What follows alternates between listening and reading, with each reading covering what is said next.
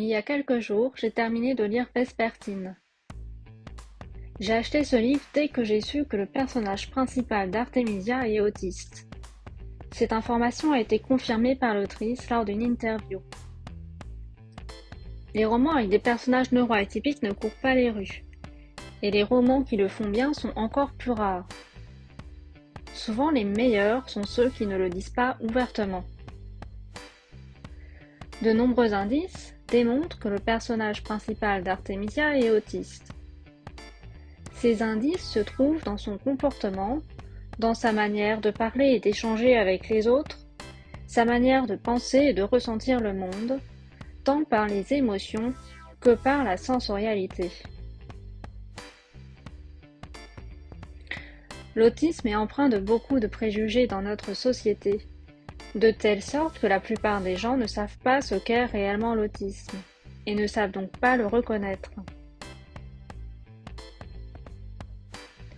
La représentation de l'autisme dans Vespertine est tout à fait fidèle à la réalité. C'est pourquoi j'ai trouvé intéressant de faire une vidéo pour expliquer tous les indices qui permettent de comprendre qu'Artemisia est autiste. Ça spoilera pas énormément le livre, mais je pense que c'est mieux de regarder cette vidéo après avoir lu le livre. Quand on est autiste, notre cerveau fonctionne différemment.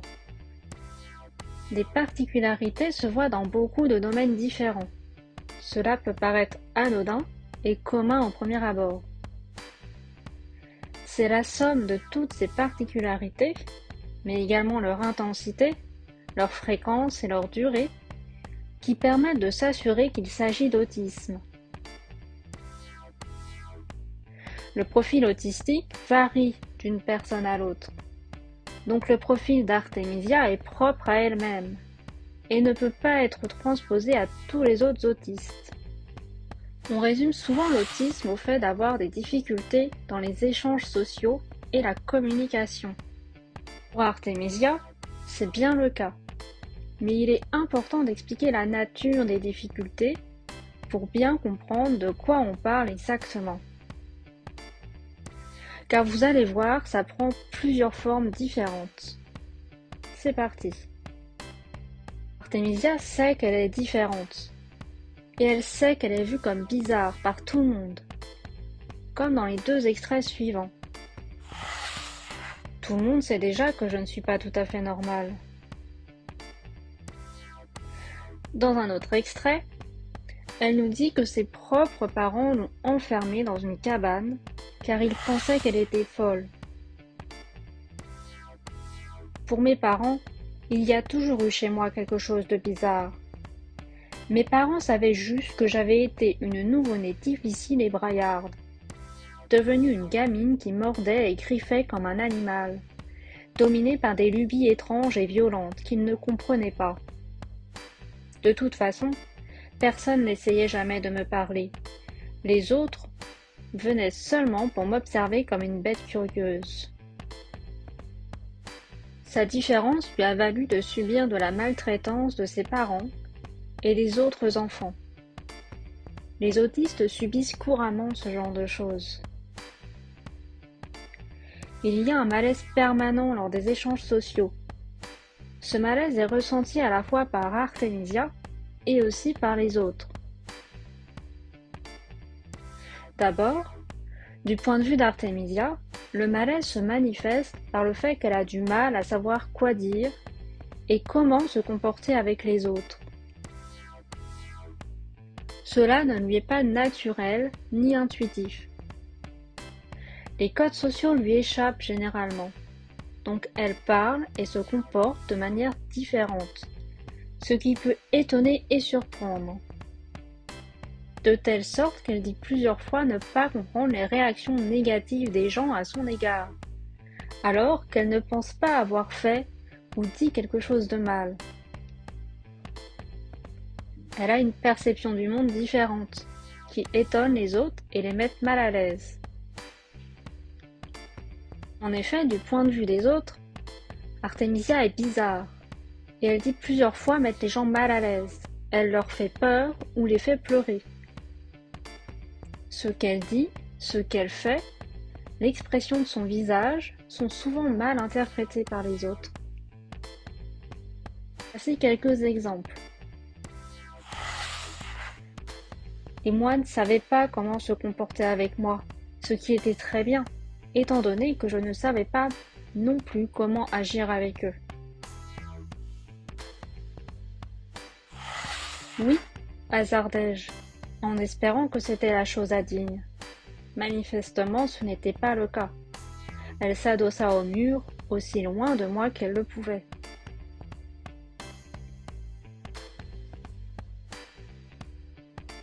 Dans un autre exemple, elle essaye de rassurer Marguerite avant qu'elle passe l'examen avec le prêtre.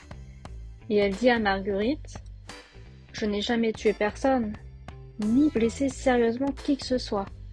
Pas de manière permanente en tout cas. Ils sont tous rétablis à présent. Enfin, je crois. » Ce qui a pour effet de horrifier encore plus Marguerite.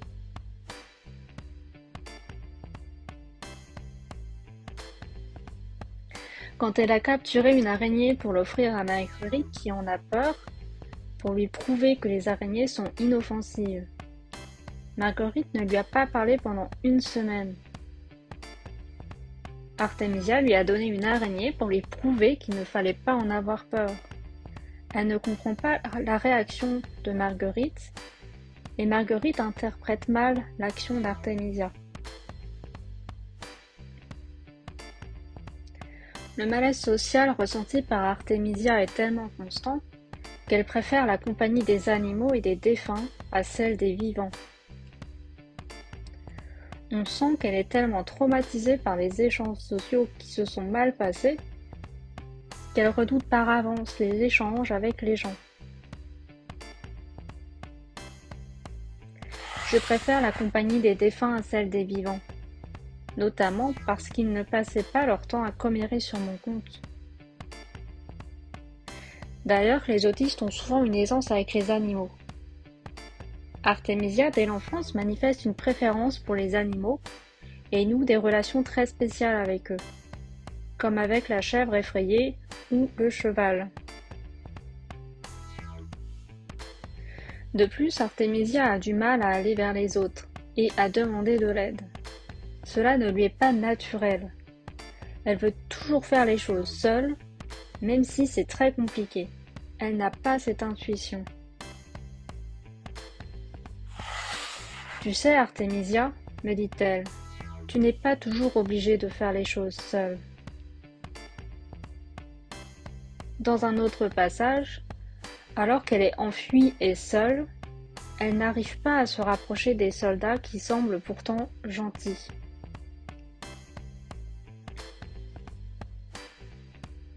Artemisia connaît aussi des difficultés de communication importantes, autant dans la communication verbale que dans la communication non verbale.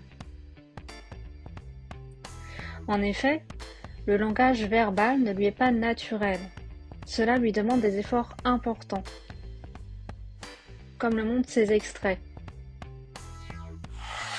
Si j'étais choisie pour recevoir une éducation plus poussée au sein de la clergie, il me faudrait parler à des gens. Puis, une fois mes études terminées, je serais ordonnée prêtresse, ce qui impliquerait de devoir parler à encore plus de gens. Et aussi d'essayer de résoudre leurs problèmes spirituels, une perspective qui me paraissait horrible. Je les ferais sûrement pleurer. Autre extrait. Je trouvais déjà qu'il était plus facile d'avoir une conversation avec le revenant qu'avec Marguerite ou Francine. J'aurais aimé être plus douée pour parler. Toutes ces pensées défilaient dans ma tête, mais je ne savais pas comment les mettre en mots. En réalité, je m'inquiétais surtout de devenir folle, coincée ici avec autant de gens, notamment s'ils se mettaient à vouloir me parler.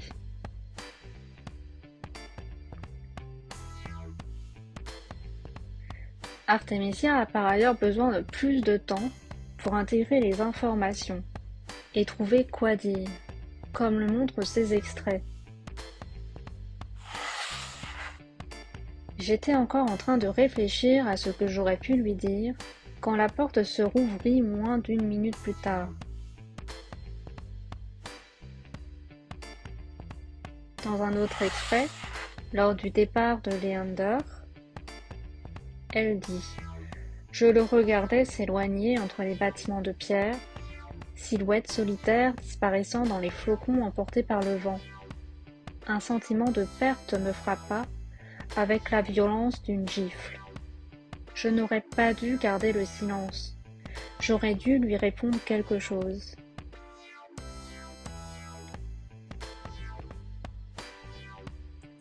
Le contact visuel ne lui est pas naturel. Cela fait partie des codes sociaux et des choses intuitives pour les autres qui ne le sont pas pour elle. Là encore, c'est mal perçu et mal interprété par les autres. Un extrait particulièrement clair. Soucieuse de ne pas lui montrer que j'avais compris, je regardais le prêtre dans les yeux, ce que je n'avais jamais aimé faire. Cela ne m'était pas naturel. Je déteste avoir à essayer de deviner les règles tacites fixant le temps que devait durer votre regard et combien de fois vous étiez censé cligner des yeux. Je me trompais toujours. Au dire de Marguerite, j'avais tendance à regarder les gens trop directement, ce qui la mettait mal à l'aise. Enfin, elle ne l'avait pas exactement formulé de cette manière. Elle m'avait craché ce reproche au milieu d'un torrent de larmes.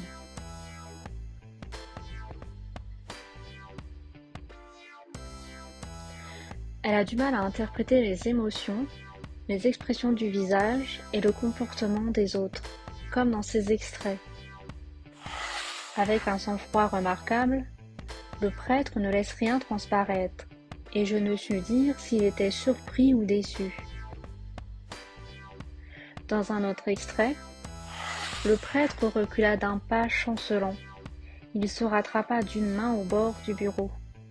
Il avait le souffle court et me dévisageait d'un air que je ne parvenais pas à interpréter.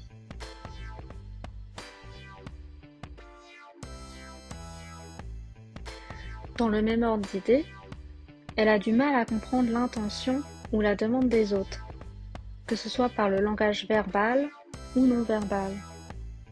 Elle n'est jamais certaine de bien interpréter. Voici des extraits. Quand elle est dans la crypte avec sœur Julienne, elle lui demande « Je ne comprends pas, dois-je apporter le reliquaire à mère Catherine ? Ou est-ce que vous voulez que je m'enfuie, que je m'échappe du couvent en l'emportant ?»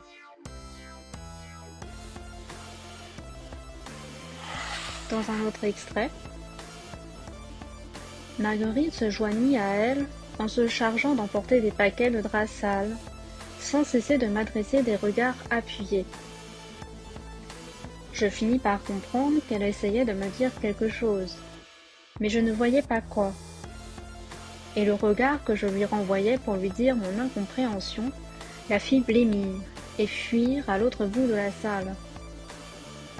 La prochaine fois, il faudrait que tu fasses ça devant un miroir, que je vois un peu à quoi ça ressemble, nota le revenant, apparemment impressionné par le résultat obtenu.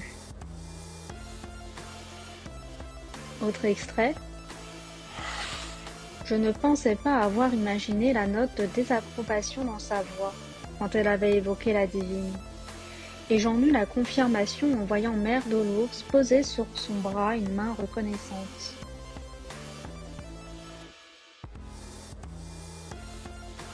Artemisia ne comprend pas les relations interpersonnelles, comme dans cet extrait. C'est moi qui les ai tressées, précise Marguerite, avant de rougir violemment, sans raison aucune. Dans l'extrait, Artemisia ne comprend pas pourquoi Marguerite rougit violemment, alors qu'en fait, elle parle à un soldat.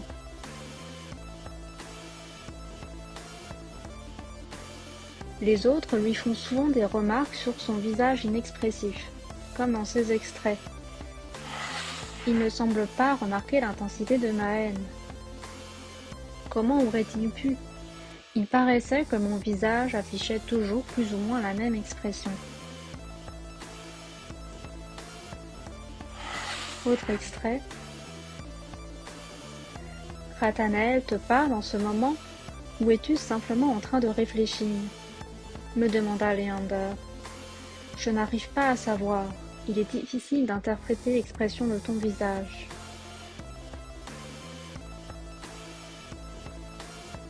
Par ailleurs, son visage ne reflète pas ce qu'elle pense. Elle ne se rend pas compte.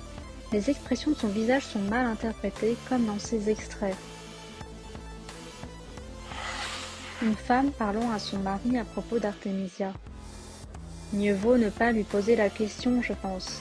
Si tu avais vu l'expression de son visage, pour autant que je sache, je n'avais pas eu de réaction particulière. Elle parlait certainement de mon expression ordinaire, qui, je suppose, pouvait avoir dans la pénombre quelque chose de perturbant. Dans un autre extrait, Marguerite lui reproche de ne pas s'intéresser aux autres, et d'être froide et distante, et rejette les autres.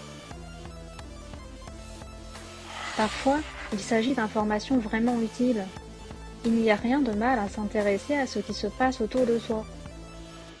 Je me rallongeai au sol, en souhaitant pouvoir disparaître sous la terre. Je reconnaissais les signes indiquant que Marguerite devenait émotive, et comme d'habitude, je n'en comprenais pas la raison. Quand elle vit que je ne répondais pas, elle émit un grognement de frustration, libérant un reproche que manifestement, elle ruminait depuis longtemps. Elle déclara avec hauteur. Ce n'est pas parce que tu parviens à survivre en étant froide et distante que tu devrais juger ceux qui ne sont pas comme toi. Il y a de nombreux exemples de situations où les autres font une mauvaise interprétation de ses propos et de ses intentions, ce qui provoque le rejet des autres, à tel point qu'Artémisia préfère parfois ne rien dire, par peur de ne pas dire la bonne chose au bon moment ou que ce soit mal interprété.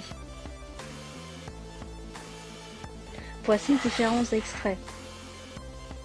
Une fois, j'ai essayé de lui parler, ce qui se révéla une très mauvaise idée. Le résultat fut si calamiteux que je passai la nuit à l'écurie. Au moins, je ne risquais pas d'infliger de traumatisme émotionnel aux chèvres et aux chevaux. En tout cas, ce n'était encore jamais arrivé. Dans un autre passage, les propos d'Artémisia sont mal interprétés et sont vus comme une menace. Peut-être, mais s'il ne s'était pas d'abord battu pour vous protéger, vous seriez tous morts avant qu'elle soit arrivée, tous autant que vous êtes. Je n'avais pas voulu que ma remarque sonne comme une menace, mais apparemment elle a eu cet effet. L'homme recula d'un pas, alors heurtant la personne derrière lui. Puis il marmonna quelque chose qui s'apparentait à des excuses et s'éloigna la tête basse.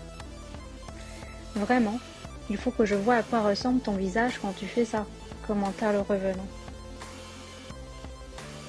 Autre extrait. Je ne savais trop quoi répondre, et si je m'y essayais, je savais que j'allais encore dire quelque chose d'horrible qui gâcherait ce moment. Lors d'une conversation entre Marguerite et Artémisia avoue avoir cherché à être son amie, mais ses gestes et paroles ont toujours été mal interprétés. Marguerite pensait en effet qu'Artémisia ne l'aimait pas. Je ne savais jamais quoi te dire. J'avais toujours l'impression de dire ce qu'il ne fallait pas. Tu avais une façon de me regarder parfois. On aurait dit que tu voulais me voir sauter par la fenêtre et mourir. Je n'ai jamais souhaité une chose pareille, protestai-je, surprise. J'étais sûrement en train de chercher quoi te répondre. Moi non plus, je n'ai jamais su quoi te dire. Vraiment ? Elle paraissait en douter. Voilà pourquoi je détestais m'essayer à avoir une conversation avec des gens. Tu ne serais pas morte si tu avais sauté par la fenêtre, dis-je avec frustration. Nous n'étions qu'au premier étage. Au pire, tu te serais cassé une jambe. Et si j'avais vraiment voulu te faire passer par la fenêtre, je t'aurais poussé moi-même. On lui fait souvent des remarques sur sa voix, Notamment, on lui fait des remarques sur son expression froide, sur sa voix monotone et sans émotion, ce qui est souvent le cas chez les personnes autistes. On remarque à travers tout ça que l'autisme d'Artemisia est assez caractéristique. Son intériorité est différente de la plupart des gens. Elle rencontre des difficultés que les autres personnes ne connaissent pas et n'imaginent pas. Cela engendre de nombreux traumatismes qui l'amènent à d'importantes ruminations mentales, qui visent à chercher à comprendre ce qu'elle ne comprend pas naturellement, pour éviter de rater quelque chose, d'être vue comme bizarre, ou qu'on interprète mal ses propos ou ce qu'elle pense. Elle doit faire un travail intellectuel très important quotidiennement, dès lors qu'elle se retrouve en situation sociale. Pour elle, il est bien plus confortable de se retrouver avec des animaux ou des morts, car elle n'a pas toutes ces difficultés à gérer. Comme quoi, les difficultés dans les relations sociales et la communication sont bien plus complexes qu'on ne le laisse entendre. Mais l'autisme se manifeste aussi dans d'autres domaines. On a souvent l'image des autistes qui ne supportent pas le bruit. Là aussi, c'est une toute petite partie de l'iceberg. Les autistes ont un profil sensoriel atypique et une perception au monde différente. C'est ce que nous allons voir maintenant. Artemisia montre d'importants signes d'hypersensibilité sensorielle qui parfois la submergent tellement qu'elle n'arrive plus à parler. Elle est assaillie et submergée par les sons, les odeurs, la lumière, les mouvements de foule, jusqu'à lui provoquer des malaises, des vomissements, des battements cardiaques, des vertiges, parfois jusqu'à devoir rester alitée plusieurs jours. Cela lui demande de gros efforts de concentration pour ne pas paniquer. Elle déteste les foules à cause des contacts physiques que ça implique. Lors de son arrivée à la ville de Bonseing, ma première impression fut négative. Aussitôt que j'émergeais de la pénombre du corps de garde, je me retrouvais emportée dans un tourbillon de couleurs et d'odeurs. Mon estomac se souleva et je courus jusqu'au caniveau pour vomir. Je restai accroupie un moment les paupières closes. Je sentis la puanteur de l'urine, de la bière rance, de la friture. Autour de moi, des chiens aboyaient, des enfants riaient et couraient en criant. Des vendeurs vantaient les mérites de leurs tartes chaudes et de leurs moules fraîches pêchées dans la Sèvre. Une autre partie du vacarme de voix me parut complètement incohérent, et je paniquais avant de comprendre que j'entendais des langues étrangères. Dans d'autres passages, elle évoque avoir des vertiges devant la hauteur des bâtiments. Il lui est souvent impossible de dissocier les différents sons lorsqu'elle est dans une foule et qu'il y a beaucoup de monde et beaucoup de bruit en même temps. Elle n'arrive pas à comprendre les propos de gens parce que tout est mélangé. Et lorsqu'elle se retrouve dans la ville de Bonseing en plein jour de fête, elle dit elle-même que là c'est encore 100 fois pire. Quand elle découvre la cathédrale pour la première fois, elle est prise de panique et doit s'accroupir dans une allée. Elle est honteuse de cette situation et n'arrive pas à dire que c'est à cause de la cathédrale qui lui donne du vertige qu'elle est dans cet état.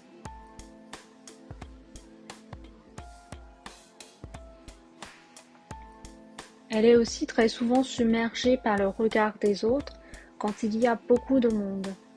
Le mouvement de foule lui provoque des malaises et l'empêche de parler. Je me retournai vers l'esplanade et découvris des centaines de visages anxieux qui me fixaient. Écrasée par tous ces regards, je me sentis gagnée par une paralysie familière. Je ne savais pas quoi faire ni quoi dire. Ces gens m'avaient sauvée dans l'espoir que je pourrais les sauver à mon tour. Autre extrait au moment où elle entre dans la ville de Bonseing. Qu'est-ce qui ne va pas? On dirait que tu vas déjà vomir. Ce sont les gens, murmurai-je. Eh bien, il y en a beaucoup. Tu aurais pu mentionner tout ça tout à l'heure. Tu aurais pu mentionner tout à l'heure le fait que ce serait un problème pour toi. J'ignorais que ce serait le cas.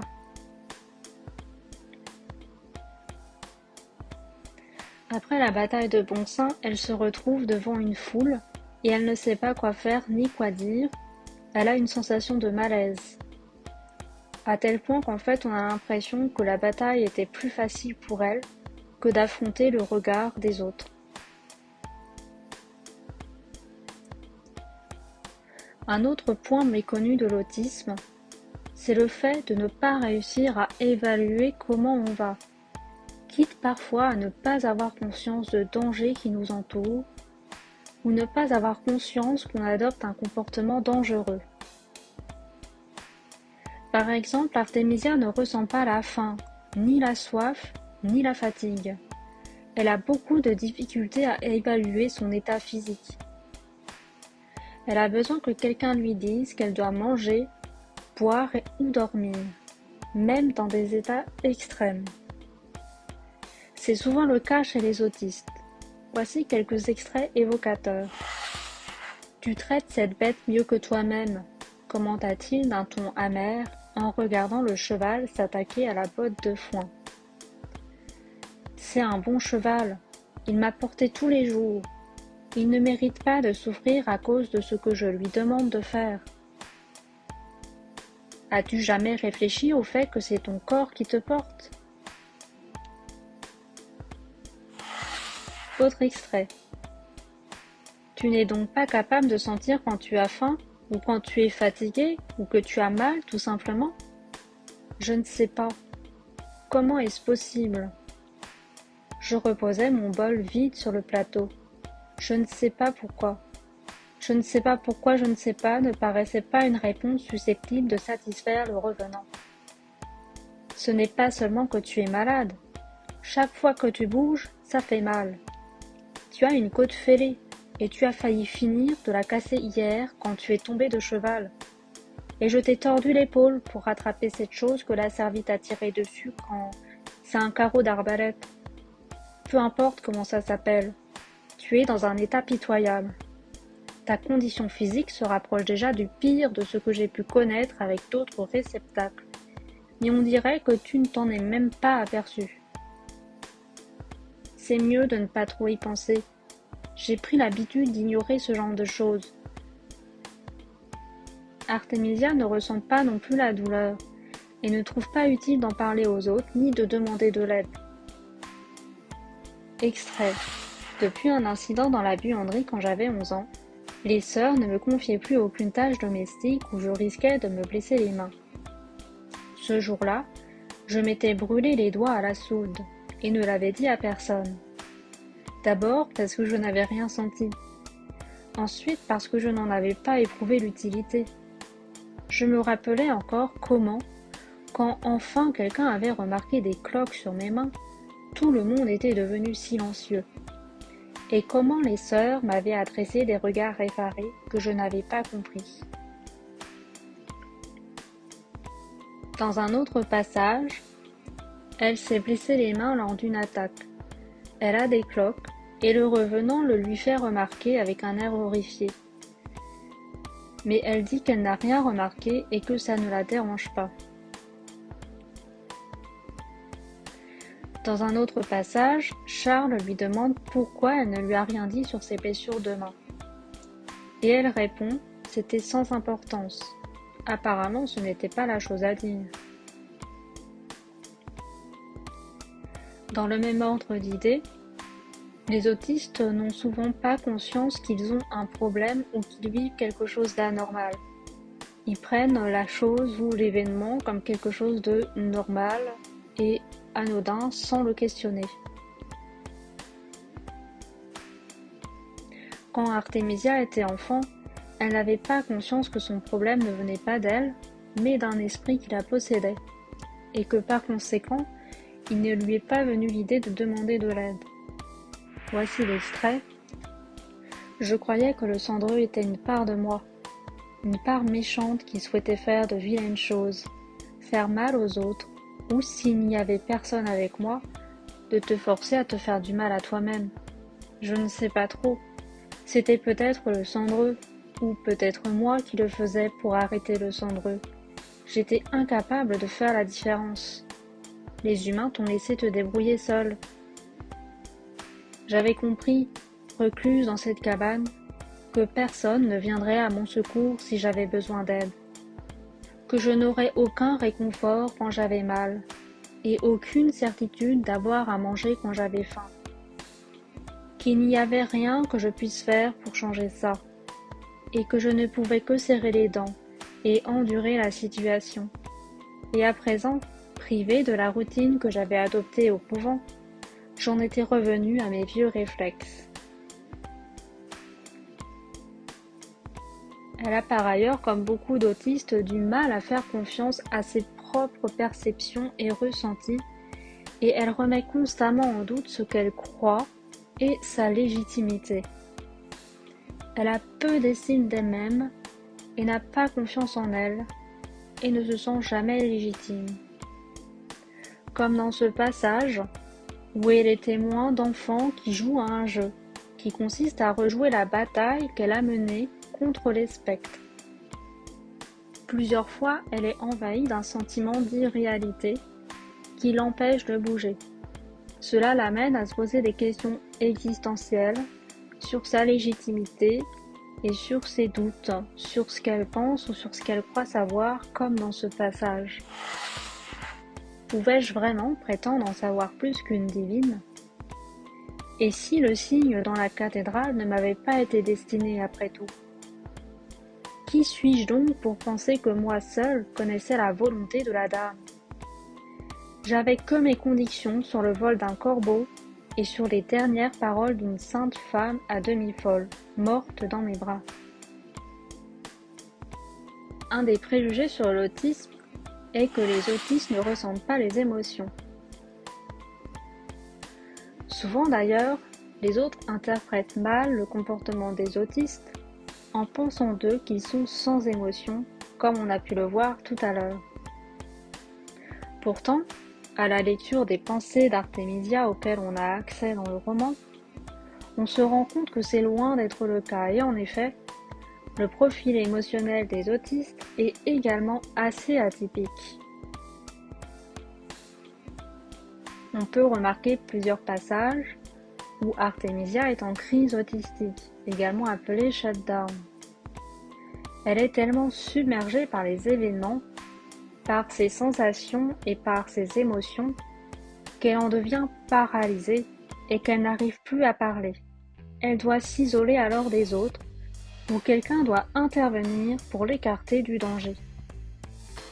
Comme dans ce passage, quand elle s'enfuit après avoir manqué de se faire noyer dans une rivière, elle se réfugie sous une charrette, mais elle n'arrive plus à parler, elle n'arrive pas à demander de l'aide, elle n'arrive pas à faire confiance aux autres et à accepter la nourriture. Dans un autre passage, on voit qu'Artemisia est envahie par l'anxiété et que son état d'anxiété semble permanent. Elle n'arrive pas à se détendre ou à lâcher prise, et cet aspect-là est très courant chez les personnes autistes.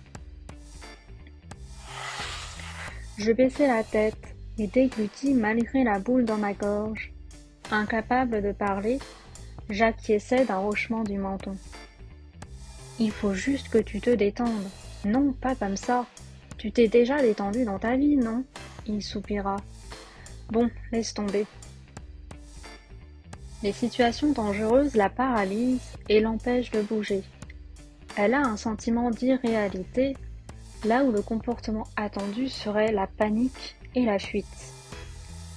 Quand le couvent est attaqué, elle ne peut s'empêcher de rester à observer la scène, complètement immobile, et quelqu'un doit intervenir pour la chercher, pour s'enfuir.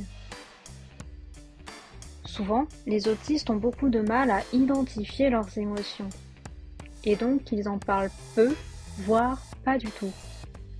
Ce qui donne l'impression qu'ils ne ressentent pas d'émotions. ce qui est par ailleurs accentué par le fait qu'ils ont souvent un visage inexpressif. Lorsqu'elle évoque ses émotions, Artemisia n'est jamais très certaine de ce qu'elle ressent. On comprend qu'elle a des difficultés à identifier ses émotions et à les nommer. Elle comprend ressentir quelque chose, mais n'arrive pas à trouver les mots.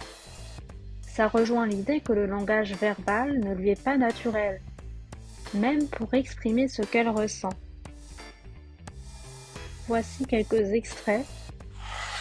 Le visage du prêtre était devenu blême, mais non de surprise ou de choc, il avait l'air furieux. Autre extrait. Il était difficile de mettre des mots sur ce que j'avais ressenti alors. J'avais passé ma vie d'enfant à croire que tout autour de moi était aussi étroit et sombre que l'intérieur de cette cabane. La musique des voix m'avait submergé d'un désir douloureux, une aspiration à quelque chose que je ne comprenais pas, comme si je mourais de soif, mais d'une soif que l'eau ne pouvait apaiser, ni rien d'autre qui fasse partie de la vie que j'avais toujours connue. Autre extrait. Ma peau ruisselait de sueur. J'étais horriblement consciente que quelque chose n'allait pas chez moi, mais j'étais incapable de dire quoi. Dans un autre passage, elle dit « Je n'étais pas sûre de réussir à mettre en mots mes pensées embrouillées et vénéneuses. » Encore un autre extrait. Entendre ces mots de sa voix bienveillante déclencha en moi quelque chose de terrible que je ne compris pas. Ma gorge se noua et mon cœur me fit mal, comme s'il avait été transpercé. Je lui répondis d'un hochement de tête, en évitant de croiser son regard. Artemisia a besoin de beaucoup plus de temps pour comprendre ses émotions, et n'y parvient parfois pas. Ou alors elle comprend avec beaucoup de retard, comme dans cet extrait. Je comprends aujourd'hui la nostalgie d'un endroit où je n'étais jamais allée, le désir de réponse à des questions qui m'alourdissaient le cœur, mais que je ne savais pas mettre en mots. Je n'avais pas reconnu ce sentiment à l'époque, parce que j'ignorais alors ce que c'était que d'avoir un foyer. Voilà pour mon analyse qui j'espère vous aura plu. Vous pouvez mettre dans les commentaires votre avis et indiquer si j'ai raté des éléments. N'hésitez pas à me dire si vous avez appris des choses ou si vous avez des questions. Ciao les gens!